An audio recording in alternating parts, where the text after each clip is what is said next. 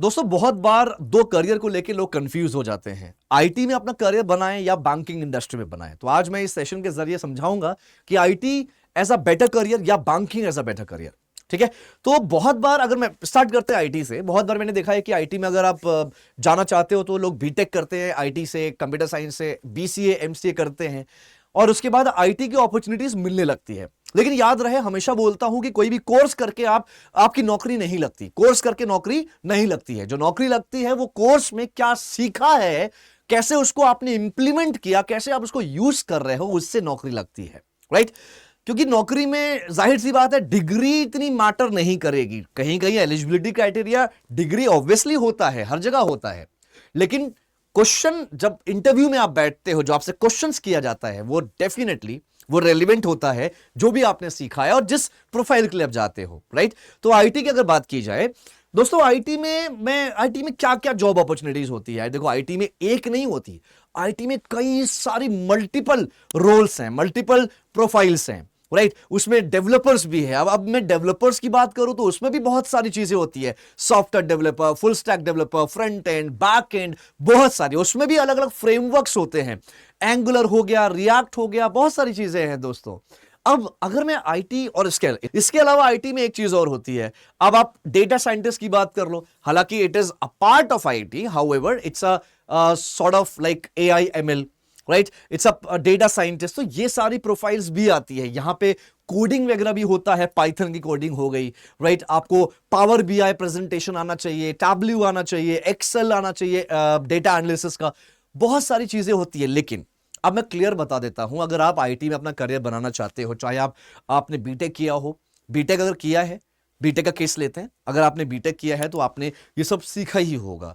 लेकिन बहुत बार लोग बीटेक करते हैं लेकिन फिर भी ये सारी चीजें नहीं आती। और इन सारी चीजों को सीखने के लिए आपको बेसिक या मॉडरेट नहीं होना है, आपको इसमें एडवांस लेवल पे सीखना होगा, एक्सपर्ट बनना होगा। राइट? यहां पे हमारे बच्चे मात खा जाते हैं। बच्चों को बेसिक चीजें आती है। बेटा, बेसिक पाइथन से, बेसिक डेटा एनालिसिस से, या बेसिक मैं कहूंगा वेब डिजाइनिंग से, फुल स्टैक से आपको जॉब नहीं मिलेगी, ये फर्स्ट श्योर है। राइट? क्योंकि जो कंपनी है ना, कंपनी भी यही चाहती है कि यार कंपनी ट्रेनिंग पे ज्यादा खर्च ना करे। कंपनी भी चाहती है कि उनको क्रीम कैंडिडेट्स मिले जो ऑलरेडी ट्रेंड रहे, ऑलरेडी उन्होंने प्रोजेक्ट्स पे काम किया हो, ऑलरेडी अलग अलग बग्स को आइडेंटिफाई किया हो, मतलब एरर आइडेंटिफाई किया हो, प्रॉब्लम फेस किया हो ऐसे प्रोजेक्ट्स में। उनको भी ऐसे लोग चाहिए, तभी तो वो अच्छे पैकेजेस देंगे। आईटी में ऑन एन एवरेज जो आप लोग सुनते हो ना, पैकेजेस बहुत अच्छे होते हैं, 10 लाख 20 लाख। यार शुरुआती तौर में इतना ज्यादा पैकेज ऑन एन एवरेज नहीं मिलता है। आईटी में भी शुरुआती तौर में जो मैं एवरेज सैलरी की बात करूं तो 3-4 लाख का पैकेज मिल जाता है, और कहीं कहीं 3 से भी कम पैकेज होता है। बिल्कुल, आप इन्फोसिस में देखो, टीसीएस में देखो, जो लोग आईटी या टेक में काम करते हैं, डेस्कटॉप एडमिनिस्ट्रेटर एग्जैक्टली उसमें कोडिंग वगैरह नहीं होता, वो सॉफ्टवेयर डेवलपर्स नहीं होते। जो एक डेवलपर्स होते हैं, बहुत जगह मैंने देखा है एज एन इंटर्न वो शुरू करते हैं आईटी में, 15,000 इंटर्न उनको स्टाइपेंड मिलता है। उसके बाद जब वो कंफर्म्ड होते हैं तो उनकी सैलरी 25,000, 20-22,000, 25,000, 30,000 तक उनकी सैलरी हो जाती है। राइट? तो आप रेंज लगाना बहुत मुश्किल है। 4 लाख 5 लाख से भी लोग अपना शुरुआत कर देते हैं। बट अगेन मैं कहूंगा, आपको कोडिंग या जो भी है आईटी में, जो भी चीज आप है उसमें आपको बेसिक नहीं काम आएगा। या तो मॉडरेट लेवल पे सीखिए, एटलीस्ट मॉडरेट तो होना ही चाहिए। उसके अलावा प्रोजेक्ट्स डिपेंड करता है, और अगर एडवांस में सीखा है तो बेशक बहुत अच्छा है। मैं बात करता हूं टाइम कितना लगता है। अगर आप आईटी में हो, अगर आपने बीटेक नहीं किया, बीसीए एमसीए नहीं किया, आप एकदम नॉन टेक कैंडिडेट हो और आईटी में जाना चाहते हो, बहुत सुना है आईटी के बारे में, तो आईटी में अपना करियर देखना चाहते हो, तो मैं आपको यही कहूंगा कि आप अभी अभी आपने ग्रेजुएशन कंप्लीट किया है और आपने कोई जॉब शुरू नहीं किया, और आपको लगता है कि नहीं सर मैं कर सकता हूं, मेरे पास कोई खास फाइनेंशियल प्रॉब्लम नहीं है, तो आप प्रॉपर फुल फ्लेज पूरी तरह से आप डेडिकेटेड अपना 1 साल जरूर दीजिए। 1 साल तो कम से कम होता है मिनिमम, क्योंकि यार जो अलग अलग फ्रेमवर्क्स होते हैं ना, अलग अलग सॉफ्टवेयर्स होते हैं, उसी में एक्सपर्टीज पाने में आपको टाइम लग सकता है। तो आप 1 साल दीजिए अगर आप कर सकते हैं तो। लेकिन वहीं पे अगर आपकी एज मुझे लगता है 25-26 हो रही है, तो बिल्कुल भी मैं आपको सजेस्ट नहीं करूंगा। आप अभी अर्ली 20s में हो, बिल्कुल सजेस्ट कर सकता हूं, आप करिए, लेकिन बशर्ते आपके पास कोई फाइनेंशियल प्रॉब्लम ना रहे, आप फुल फोकस्ड कर सको उस पे काम, तभी आप ये सीखिएगा। रही बात, दूसरी बात करते हैं बैंकिंग इंडस्ट्री की। देखो, बैंकिंग इंडस्ट्री एक ऐसी इंडस्ट्री है ना जहां पे मुझे एक सिंपल सी बात मैं कहूंगा, बैंकिंग एक ऐसी इंडस्ट्री है ना, ये उनके लिए तो बिल्कुल भी नहीं है जिनको बातचीत करने में डर लगता है, जो लोगों से नेगोशिएट नहीं कर सकते, डील नहीं कर सकते, लोगों से बात नहीं कर सकते, कम्युनिकेट नहीं कर पाते, तो बेटा आप लोग के लिए फिर तो बैंकिंग इंडस्ट्री नहीं है। हाँ, बैंकिंग इंडस्ट्री में जाना है तो या तो आप ये सब डेवलप करिए, ये सारे स्किल्स डेवलप करिए, आपकी कम्युनिकेशन बेहतरीन होनी चाहिए, आपको इंग्लिश आना चाहिए, आपको लोकल लैंग्वेजेस आने चाहिए जहां भी जिस भी स्टेट से हो आप, राइट। और सबसे बेहतरीन आपको बातचीत करना, नेगोशिएट करना, ये सब बहुत अच्छे से आना चाहिए अगर आप बैंकिंग में जाना चाहते हो। इसके अलावा बैंकिंग की नॉलेज, यहां पे कोई टेक्निकल नॉलेज नहीं है, कोई टेक्निकलिटी बिल्कुल भी नहीं है जैसे आईटी में होता है। यहां पे है डोमेन नॉलेज। अब बैंकिंग कितनी बड़ी है, बैंकिंग के बारे में, बैंकिंग प्रोडक्ट्स के बारे में, बैंकिंग प्रोडक्ट्स काम कैसे करता है, बैंकिंग इंडस्ट्री कैसे काम करती है, ये सारी चीजें आपको सीखना होता है बैंकिंग इंडस्ट्री में जाने के लिए। And again very important part is, जैसे आईटी में आपको कम से कम साल भर तो लगेगा ही लगेगा, क्योंकि आपको पता होगा बीटेक भी लोग करते हैं फिर भी वो चीज नहीं सीख पाते जो एग्जैक्टली एक कॉर्पोरेट में डिमांड होता है। तो वहीं पे बीएफएसआई या बैंकिंग की बात करूं दोस्तों, तो साल भर की कोई एक खास जरूरत नहीं होती है। मैंने खुद लोगों को ट्रेन किया है, 2-2 महीना, 3-3 महीना इज इनफ, राइट। अगर आप फुल फ्लेज काम कर रहे हैं तो मुझे लगता है 2 से 3 महीना इनफ होता है, जहां पे आप पूरी बैंकिंग, पूरा कम्युनिकेशन, पूरा इंग्लिश, सब कुछ सीखते हैं। 2 महीना में मैक्सिमम, ज्यादा बोल रहा हूं, मैक्सिमम तो नहीं बोलूंगा, बैंकिंग बहुत बड़ी चीज है, बट इतना तो आ जाएगा आपको कि आप एटलीस्ट एक बैंकिंग में एंटर कर सको, एक बैंक में अपनी अपनी करियर की शुरुआत कर सको, इतना आ जाएगा 2 से 3 महीने में। यार 2 से 3 महीने में बहुत कुछ आ जाएगा, मतलब बहुत कुछ, समझ रहे हो आप। रिटेल बैंकिंग, कॉर्पोरेट बैंकिंग, बहुत सारी चीजें आ जाएंगी यार। और इंटरव्यूज में जो आपसे रूबरू करते हैं, जो आपसे क्वेश्चंस किया जाता है, वो ज्यादातर एनालाइज किया जाता है कि आप प्रेजेंट कैसे करते हो अपने आप को। वहां पे बहुत ज्यादा डिटेल में क्वेश्चंस नहीं पूछा जाएगा बैंकिंग में, राइट। देखो, आईटी में जब आप जाते हो किसी भी जगह इंटरव्यू देने, तो आपको कई सारे राउंड ऑफ इंटरव्यूज होते हैं।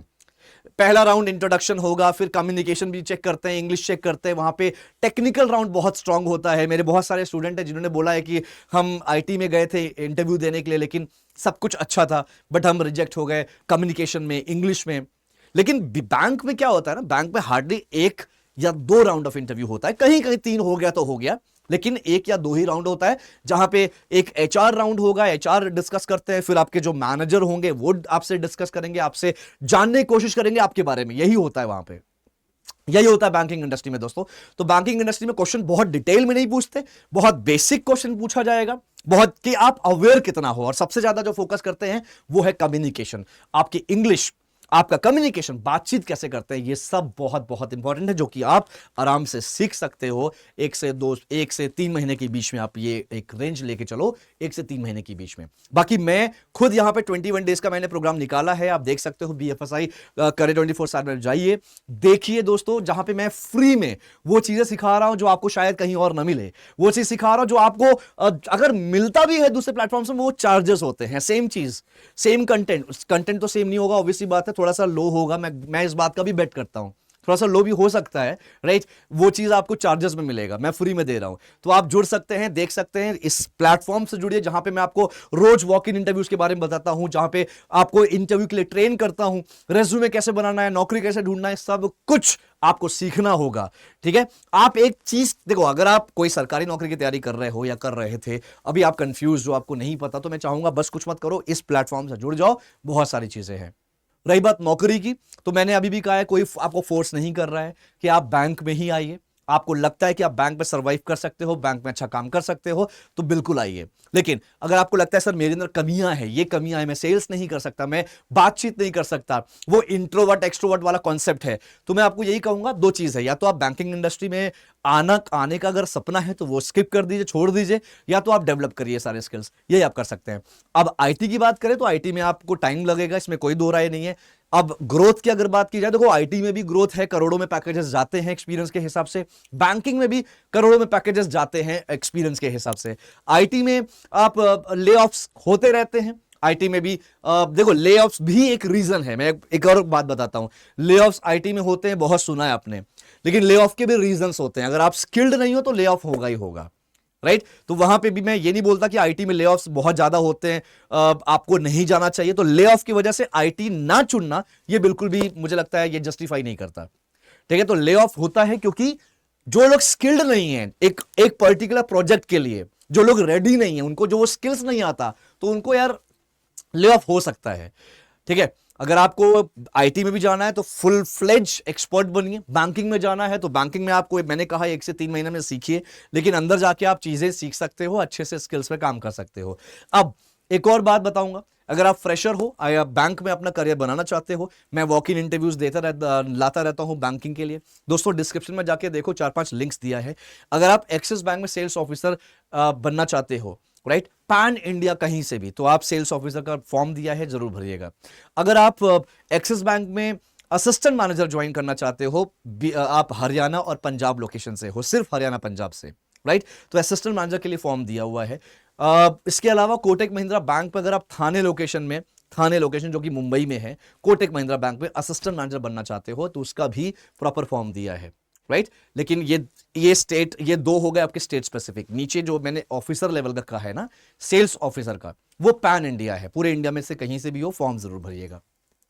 अब बात करते हैं सबसे इंपॉर्टेंट चीज, जो कि आपका हमारा डिप्टी मैनेजर वाला जो प्रोग्राम चल रहा है। दोस्तों अगर आपको लगता है कि आप कहीं ना कहीं 6 महीने से काम कर रहे हो, कम से कम 6 महीने का एक्सपीरियंस है, बट वो आप स्टक हो चुके हो अपने सैलरी पे, अपने जॉब को लेकर स्टक हो चुके हो, आपको ग्रोथ नहीं मिल रही है, तो इस केस में आप क्या कर सकते हो, आप हमारा जो डिप्टी मैनेजर वाला प्रोग्राम है वो ज्वाइन कर सकते हो। ज्वाइन करना ये कोई कोर्स नहीं है, मैं फिर बता रहा हूं, ये कोई कोर्स नहीं है, ये प्रॉपर एक ट्रेनिंग प्रोग्राम रहेगा, जहां पे आपको सबसे पहले अप्लाई करना है, आपको टेस्ट देना है, आपको राउंड ऑफ इंटरव्यूज होगा वो क्लियर करना होता है, राइट। वो सब कर लेते हो तो आपकी ट्रेनिंग होती है 12 मंथ्स की, और इसमें जो सैलरी होती है 40,000 से 45,000 सैलरी होती है, डिप्टी मैनेजर की पोस्ट मिलती है इसमें, ठीक है।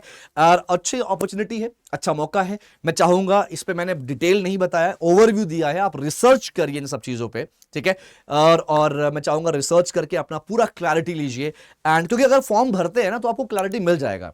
फॉर्म भरिए, इसलिए कहता हूं कि फॉर्म भरिए, हमारी टीम कनेक्ट करेगी, आपको सारी जानकारी देगी। मैं इसको अभी डिटेल में, हालांकि बहुत सारे मैंने वीडियोस ऑलरेडी बना रखा है, तो आप देख सकते हैं।